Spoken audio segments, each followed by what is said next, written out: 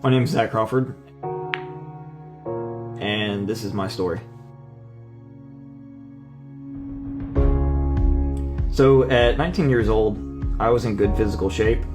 I worked as a post office contractor, and I had a nice car, nice motorcycle, my credit rating was perfect, and I was on top of the world. June 11th, 2006 turned my life upside down. Around 10:30 p.m. at night, my friend called me. He wanted to go for a motorcycle ride. 5 minutes later, I'm down the road riding, and I'm the only one on the road. There's no one around. I don't see any lights. A few minutes later, I'm feeling this intense pain, excruciating pain, and all I can see is bright lights. A 16-year-old drunk driver hit me, going 80 miles an hour. I flipped over the back of the car as it hit me. By the time that I stopped rolling, I was facing head-on in ongoing traffic with lights coming at me. It all happened so fast, I didn't even know what was happening. Zach's depression basically started after the accident. His friends, his girlfriend were not emotionally mature enough to deal with him being bedridden, and they just didn't come around. The real indication that he was in a deep depression was that the doctor said he was asking for stronger pain medication. So I hid the medication and basically slept on the couch every night because I was afraid he would overdose. For me, the worst part of the whole experience was hearing the doctor tell me that I would carry this disability in my legs for the rest of my life. For the next couple years of my life, it really consisted of lots of drinking, partying, and honestly doing a lot of things that I'm not proud of to this day. Accumulated a lot of debt, and I really put myself in a massive financial hole. Early 2010, I was a really negative person to be around. In fact, I wouldn't have been my own friend. The bills were just stacking up on the kitchen table. Working 50 plus hours a week at a dead-end job was killing me, and I was completely losing control. I don't know how I got this low. One night, I loaded my Colt 1911, and I pressed the gun to my head. And I remember that my dog was staring at me intently. She knew I was about to do something bad. And that was when the guilt really set in. And I knew that by doing this was going to affect my parents. And I realized I was being selfish. I just couldn't do it. He said, I don't want to die, but that's all I think about is killing myself.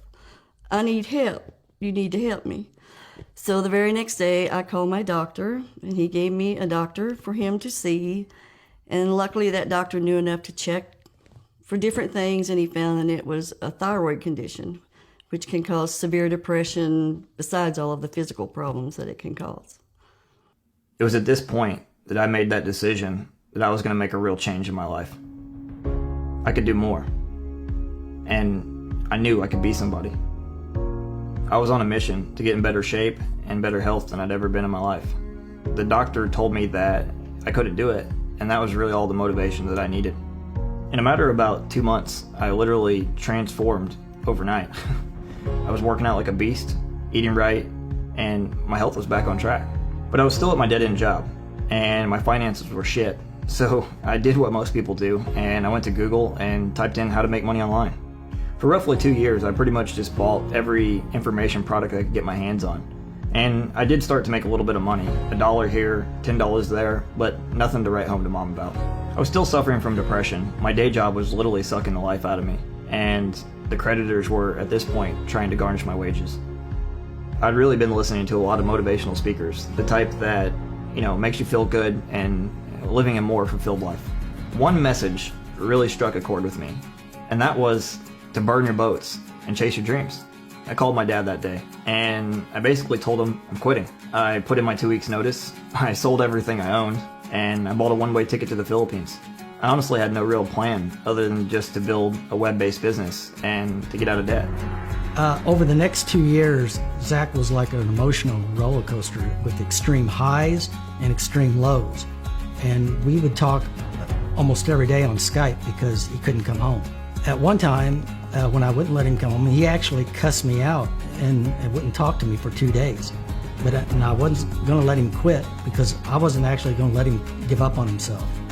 My first real success was launching my first information product that I made over 30 grand. And that was my real aha moment that if I stuck with this, it could actually change my life. What's funny is, after I actually had the success with that product launch, I lost all that money. And it was really because I made bad business decisions, but it was like, all right, let's go with this again. In December 2013, Zach called me and said he was wanting to invest in a new business. And he told me that he was going to make $30,000 in the next 30 days. And I'll be honest, I didn't really believe it, but I could see the fire in his eyes. And so I told him to go for it. Actually, in about 45 days, he made more than that. And the reason being was because Zach worked around the clock because he was on a mission to come home on that 2-year anniversary. Shortly after I had, a little bit of success, I shifted my real focus to people first and profit second. And that was the real equation to skyrocketing my income. At that point, I started doing $20,000, $30,000, $50,000, and even $70,000 in a single month. When Zach started doing really well, he bought me a new car and he moved us into this new house. For me, it's not about the money I've made or the material things that I can purchase. It's the person I become in the process. I'm not just saying this because he's my son, because I've seen him help a lot of people. And I know if they'll follow what Zach teaches to do, it could be possible for them to do it too. And because I've seen it happen time and time again. When I started getting success, I really just started blogging, doing videos and webinars and posting everything I knew on social media freely. What I was able to do was I was able to earn my first $1,000 online in 2012. And then when it went on to my first $5,000, $10 a month. And nowadays, I'm on a 6-figure plus income. And if there is one person who I can track it all back to, it would be Zach Crawford. Just really want to say thank you to Zach Crawford for getting me into the office that I'm in today. I wouldn't be here today if it weren't for Zach. He's a man of integrity. He's pulled himself up from the depths of despair. He does exactly what he says he's going to do, which you never see that in the online marketing world. Everybody talks a big game, but when it's time to cash in, you can't find him, He's just a really great guy. I really feel that my life has just been one giant case study. I think that my journey shows you can mess up just about everything, but as long as you believe in yourself, you have a vision, you create a plan, and you actually execute that plan, you can achieve anything you desire. I'm not gifted, and I don't have any special skills. I'm just a normal guy.